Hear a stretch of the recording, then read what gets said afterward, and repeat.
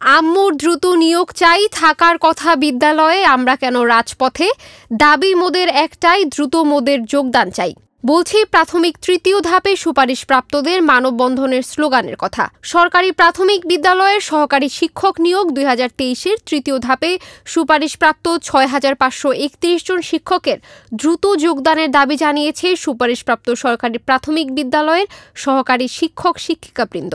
দাঁড়িয়েছি আমরা 6,531 জন প্রাইমারি প্রাথমিক শিক্ষক হিসেবে সুপারিশপ্রাপ্ত হয়েছি, কিন্তু একদল রিট করার কারণে আমরা জয়েন করতে পারছি না। গত 5 ডিসেম্বর আমাদের জয়েন করার কথা ছিল, কিন্তু আমরা জয়েন করতে পারছি না। আমরা চাই দ্রুত এটার একটা সুরাহা হোক। মঙ্গলবার জাতীয় প্রেস ক্লাবের সামনে আয়োজিত এক মানববন্ধনে এ দাবি জানান তৃতীয় ধাপের সুপারিশপ্রাপ্ত সরকারি প্রাথমিক বিদ্যালয়ের সহকারী শিক্ষক শিক্ষিকাবৃন্দ। আমার এখন বিদ্যালয়ে থাকার কথা, বাচ্চাদের সাথে থাকার কথা, কেন আমি রাজপথে এসেছি? আমরা অনেকেই আমাদের আগের চাকরিটা ছেড়ে দিয়ে এখন মানবতা জীবনযাপন পালন করছি। সামাজিকভাবে মানসিকভাবে অনেক বিপর্যস্ত, অনেকভাবে আমাদের হেনস্থা হতে হয়েছে। মানববন্ধনে বক্তারা বলেন, প্রাথমিক সহকারী শিক্ষক নিয়োগ বিজ্ঞপ্তি 3টি ধাপে দেওয়া হয়েছিল। প্রথম ও দ্বিতীয় ধাপের চূড়ান্ত নিয়োগ কার্যক্রম এবং অপেক্ষমান তালিকা থেকেও নিয়োগ কার্যক্রম সম্পন্ন করা হয়েছে, কিন্তু তৃতীয় ধাপ নিয়ে প্রহসন যেন থামছেই না।